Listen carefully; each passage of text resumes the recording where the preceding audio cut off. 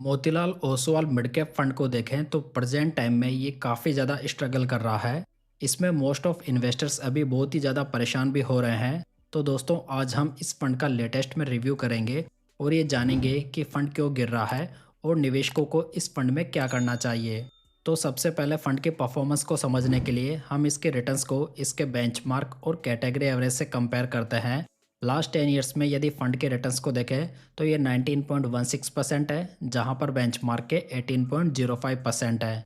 Last 5 years में 29.79% के returns है, वहीं पर ये बेंचमार्क के 23.58% है।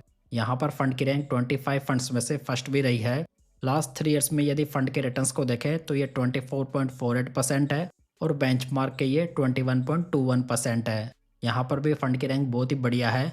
वहीं पर लास्ट 1 ईयर में फंड के रिटर्न्स नेगेटिव में 11.85% है और बेंचमार्क के ये नेगेटिव में 1.97% है। यहाँ पर फंड की रैंक 48 फंड्स में से 47th हो चुकी है। लास्ट 6 मंथ्स में यदि फंड के रिटर्न्स को देखें तो ये नेगेटिव में 1.77% है और बेंचमार्क के ये 0.82% है। यहाँ पर भी फंड की रैंक लगभग लास्ट में है। वहीं पर लास्ट 3 मंथ्स में फंड के रिटर्न्स नेगेटिव में 5.37% है और बेंचमार्क के ये नेगेटिव में 0.23% है, जहां पर भी फंड की रैंक पूरी कैटेगरी में लास्ट रही है। तो ओवरऑल यदि इसका कंक्लूजन निकाले तो फंड के लॉन्ग टर्म के रिटर्न्स में तो कोई भी दिक्कत नहीं है, लेकिन यहाँ पर प्रॉब्लम शुरू होती है लास्ट 1 ईयर में, जहाँ पर फंड लगातार कैटेगरी में लास्ट परफॉर्म करता हुआ आ रहा है, जहाँ पर लास्ट 3 मंथ्स में तो फंड की परफॉर्मेंस वर्स्ट हो चुकी है। चलिए दोस्तों, फंड की परफॉर्मेंस को इवेल्यूएट करने के लिए इसके इंपॉर्टेंट रिस्क रेशियोज भी देखते हैं। अगर फंड का अल्फा देखें तो ये 4.92% है, जो कि कैटेगरी एवरेज 0.36% से बहुत ही बढ़िया है। अल्फा रेशियो ये बताता है दोस्तों कि फंड अपने बेंचमार्क इंडेक्स से कितने ज़्यादा रिटर्न्स बना रहा है। तो यहाँ पर फंड का अल्फा तो बहुत ही बढ़िया है, जहाँ पर इसकी कैटेगरी में थर्ड रैंक है। बीटा की बात करें तो ये 0.92 है और कैटेगरी एवरेज का ये 0.95 है। बीटा रेशियो जो होता है वो किसी फंड की वॉलेटिलिटी को मेजर करता है, तो यहाँ पर फंड का बीटा भी बढ़िया है। वहीं पर फंड का साप रेशियो 1.10 है। साप रेशियो ये इंडिकेट करता है दोस्तों कि फंड कितने रिस्क फ्री रिटर्न्स बनाकर दे रहा है, तो ये भी फंड का बहुत ही बढ़िया है। तो कुल मिलाकर यहाँ पर फंड के रिस्क रेशियोज में अभी तक तो कोई भी इशू नहीं है, लेकिन दोस्तों ये जो रेशियोज हैं वो लास्ट 3 ईयर्स के एवरेज रिस्क रेशियोज हैं, जहाँ पर लास्ट 1 ईयर की बैड परफॉर्मेंस की वजह से इन रेशियोज में लगातार गिरावट होती हुई नजर आ रही है। दोस्तों फंड क्यों गिर रहा है, इसके लिए हमें फंड का पोर्टफोलियो देखना होगा। तो यहाँ पर यदि नंबर ऑफ स्टॉक्स को देखें तो ये ओनली 19 है और यदि लास्ट 1 मंथ का पोर्टफोलियो देखें तो ये ओनली 15 स्टॉक्स ही थे। यानी कि यहाँ पर पोर्टफोलियो में बहुत ही कम स्टॉक रखे गए हैं, जो कि ऑलरेडी रिस्क को काफ़ी ज़्यादा कर देते हैं। वहीं पर टॉप 10 स्टॉक्स का वेटेज देखें तो ये 71.56% है।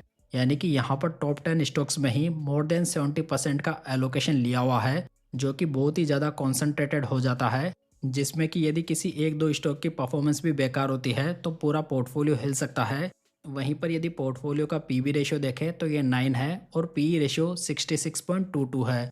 तो यहाँ पर देखा जाए तो फंड का वैल्यूएशन तो बहुत ही ज़्यादा है, जिसका मेन रीज़न ये है कि ये फंड ग्रोथ कंपनीज में इन्वेस्ट करता है, जिनका वैल्यूएशन हमेशा हायर साइड पर रहता है। अगर फंड का एसेट एलोकेशन देखें तो इन्होंने लार्ज कैप कंपनीज में 17.27%, मिड कैप कंपनीज में 74.81% और स्मॉल कैप कंपनीज में यहाँ पर कोई भी एक्सपोजर नहीं लिया हुआ है। मतलब यहाँ पर एसेट एलोकेशन में तो कोई इशू नहीं है।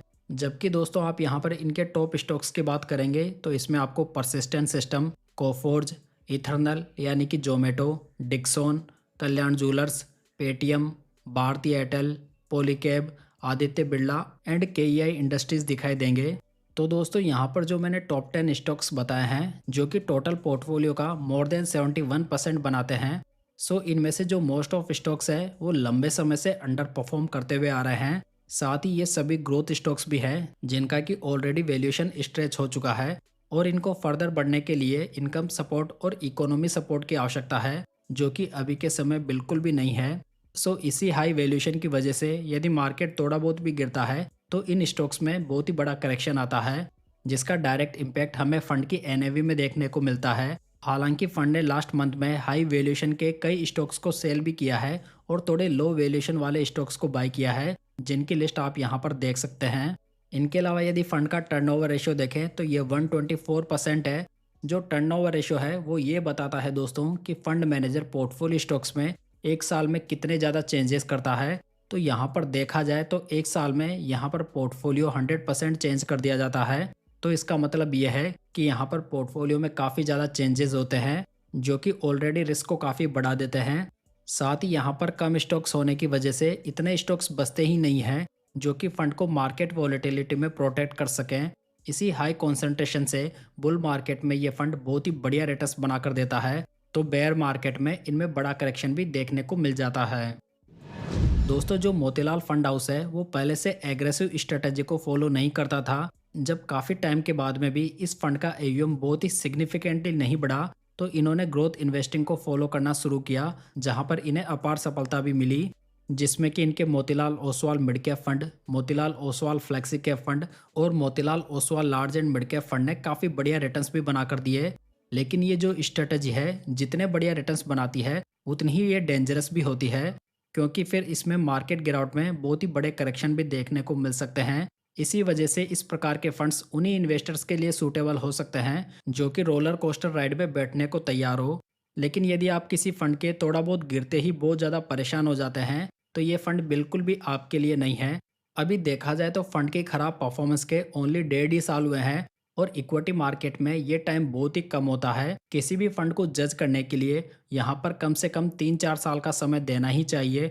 और ऐसा भी नहीं है कि इन फ्यूचर इस फंड के साथ में ऐसा नहीं होगा। जब भी मार्केट में डिक्लाइन आएगा तो ये फंड ऐसी ही गिरावट दिखा सकता है, बशर्ते वहाँ पर फंड थोड़ा रिस्क मैनेजमेंट के ऊपर काम कर ले। तो दोस्तों मेरी ओपिनियन में ये फंड अभी भी अपनी स्ट्रेटजी के ऊपर स्टक है। सो यहाँ पर ये वॉलेटिलिटी मार्केट के सपोर्ट नहीं करने की वजह से जारी रह सकती है। सो ओवरऑल ये फंड अभी भी अच्छा है, बस इसे मार्केट सपोर्ट की आवश्यकता है। लेकिन यदि आप कंजर्वेटिव इन्वेस्टर्स हैं और आपको थोड़े बहुत टाइम के बाद में ही पैसा विड्रॉ करना है तो आपको डेफिनेटली इस फंड से दूर रहना चाहिए। तो दोस्तों ये थी Motilal Oswal mid cap fund की जानकारी। उम्मीद करता हूँ कि ये आपको पसंद आई होगी। वीडियो अच्छा लगा हो तो इसे लाइक, कमेंट एंड शेयर जरूर कीजिएगा। साथ इस चैनल को सब्सक्राइब जरूर कर लीजिएगा।